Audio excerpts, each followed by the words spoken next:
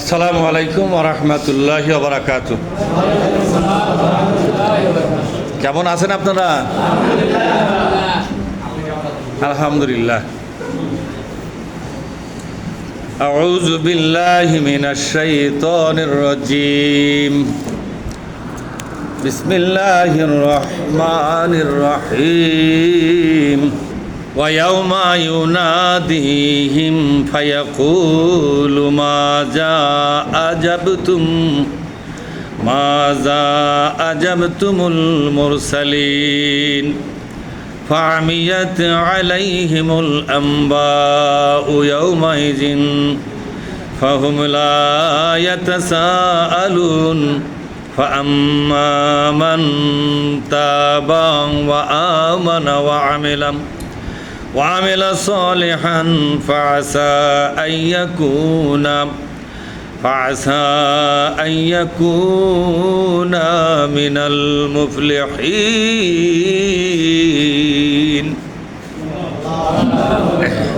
আমরা আল্লাহর দরবারে শুকরিয়া জ্ঞাপন করছি যে আল্লাহ তাআলা আমাদেরকে আজকের এই শিক্ষা বৈঠকে হাজির হওয়ার তৌফিক দান করলেন। সকলে বলে আলহামদুলিল্লাহ।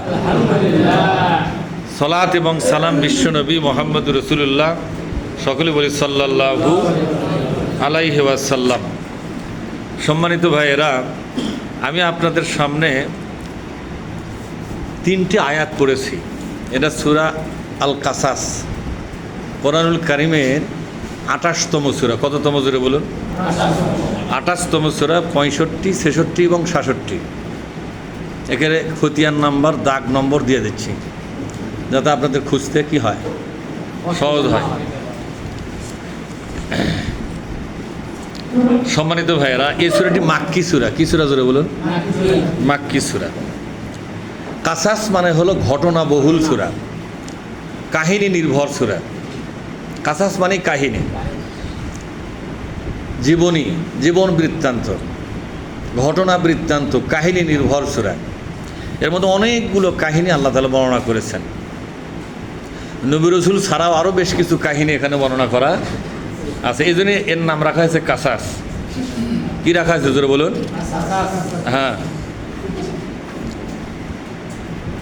আমরা এই সূরাটির বাংলা তরজমার থেকেই আলোচনা শুরু করতে চাই। ওমা তৌফিকি ইল্লা বিল্লাহ, লা হাওলা ওয়ালা কুওয়াতা ইল্লা বিল্লাহিল আলিয়্যিল আযীম। আল্লাহ পাক বলছেন, কিয়ামতের ময়দানে, ওয়া ইয়াউমা, সেই দিন মানে কোন দিন? Day of judgement. কিয়ামতের ময়দানে ইউনাদিহিম, তিনি ডাকবেন তাদেরকে। তিনি ডাকে? আল্লাহ ডাকবেন। আল্লাহ ডাকবেন তাদেরকে বলতে কারা? আমরা সবাই, দুনিয়ার সব মানুষ। শুধু মুসলমান কি? দুনিয়ার সব মানুষই। এর মধ্যে বৌদ্ধ, খ্রিস্টান, হিন্দু, মুসি, চামার, জাল্লাদ, যারা, সবাইকে আল্লাহ ডাকবেন। কারণ সবাই তো মরে পড়ে আছে। কি পরে আছে? মরে পড়ে আছে না? আল্লাহ ডাকবেন। ডেকে কি বলবেন? ফায়াকুলু, তিনি তখন বলবেন, মাযা আজাবতুমুল মুরসালিন, তোমাদের কাছে যাদেরকে পাঠানো হলো, তারা যে দাওয়াত তোমাদেরকে দিয়েছিল, তোমরা সে দাওয়াতে কি জবাব দিয়েছিলে?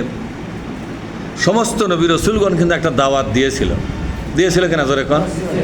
আল্লাহ নিজে বলেছেন, সমস্ত নবী এবং রাসূলগণ যে দাওয়াত পেশ করেছিলেন সেটা হলো, ইয়া কাওমি ইবুদুল্লাহা মা লাকুম মিন ইলাহিন গায়রুহু, হে জাতি, তোমরা আল্লাহর গোলামি করো।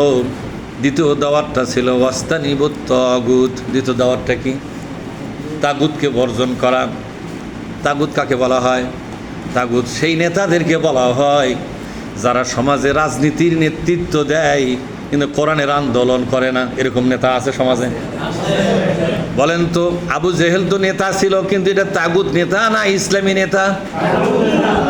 ইসলামী নেতা বাদ দিয়া যত নেতা সমাজে আছে, সেটা মহিলা হোক কিংবা পুরুষ হোক, সব নেতাগুলোকে বলা হয় তাগুত নেতা। নবী রাসূলদের দাওয়াত ছিল কয় দফা? জোরে বলুন। 2 দফা। কয় দফা ছিল?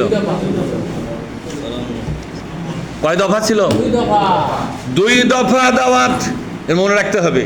আমাদের অনেক লোক প্রশ্ন করে নবী রাসূলদের কয় দফা দাওয়াত? বুঝেন নি? নবী রাসূলদের দাওয়াত হলো 2 দফা। 1 নম্বর দাওয়াত হলো আল্লাহকে আইনের মালিক বলে বিশ্বাস করতে হবে। কিসের মালিক জোরে কোন? আইনের মালিক বলে বিশ্বাস করা লাগবে। শুধু সৃষ্টিকর্তা বলে বিশ্বাস করে লাভ হবে না। আইনের মালিকটা কে হবে জোরে কোন? আল্লাহ। ফেরাউন কিন্তু আল্লাহকে বিশ্বাস করত, সৃষ্টি যে একজন করেছেন তা বিশ্বাস করত, কিন্তু আল্লাহকে আইনের মালিক মনে করে নাই। ও মনে করত আমি তো আইন তৈরি করে দিব।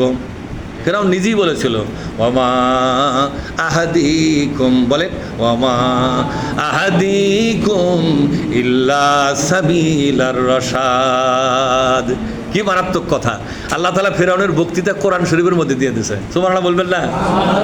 সূরা আল মুমিন, মুমিন নামে একটা সূরা আছে না, 40 নম্বর। এই সূরার নম্বর হলো কত? রোল নম্বরে 40 নম্বর সূরার মধ্যে আল্লাহ বললেন ফেরাউন তার জাতির সামনে বলেছিল এই মিশরের জনগণের আইনের মালিক আমি।